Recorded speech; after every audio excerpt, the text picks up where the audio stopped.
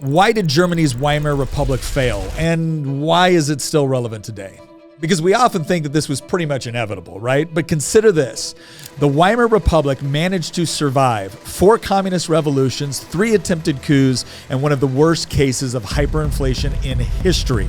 What's more, Germany's defeat in World War I and the subsequent Treaty of Versailles left the nation humiliated and economically crippled. And despite all of this, the Weimar Republic managed to continue functioning all the way till 1933, when the Nazis and a certain failed Austrian painter finally seized power and ushered in a dictatorship. So, how could it end like this? How could the Republic survive so much chaos, so many challenges, only to collapse after just a few election cycles?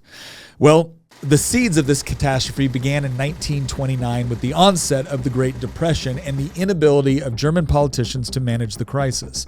In September 1930, the National Socialist German Workers' Party, more commonly known as the Nazis, made sweeping gains, becoming the second largest party in the German parliament. This should have set off alarm bells for anyone opposed to the sort of authoritarian regime that the Nazis were promising. But instead, political fragmentation made it impossible for anyone to form a stable government. Left-wing parties like the SPD refused to compromise in order to form a broad coalition to stop the Nazis or the communists. Meanwhile, ostensibly conservative parties found themselves voted out of office by an increasingly radicalized public that demanded change. By 1932, the Reichstag was dominated by extremists, the Nazis and communists, who were more interested in dismantling the Republic than saving it. What's more, the constant use of emergency decrees by President Paul von Hindenburg only further undermined the rule of law. But here's the thing. Republics can survive a lot, wars and even economic catastrophes, when people band together for the sake of the country and the values in which it's founded.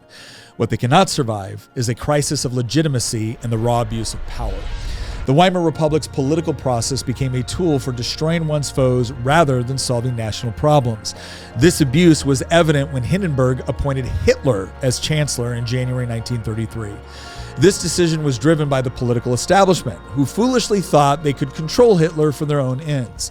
Instead, it paved the way for the Nazis to dismantle the Republic from within. After Hitler's appointment, the Nazis pushed through the Reichstag Fire Decree and the Enabling Act within a matter of months, suspending civil liberties and allowing for the rest of political opponents. The Nazis' control extended quickly over all aspects of German society. Opposition parties were banned and regional governments were brought under their control. All told, Hitler needed just 6 months to go from an appointed chancellor to an absolute dictator. Nearly a century later, the demise of the Weimar Republic serves as a cautionary tale about what happens when the political process becomes a tool for destroying one's political opponents.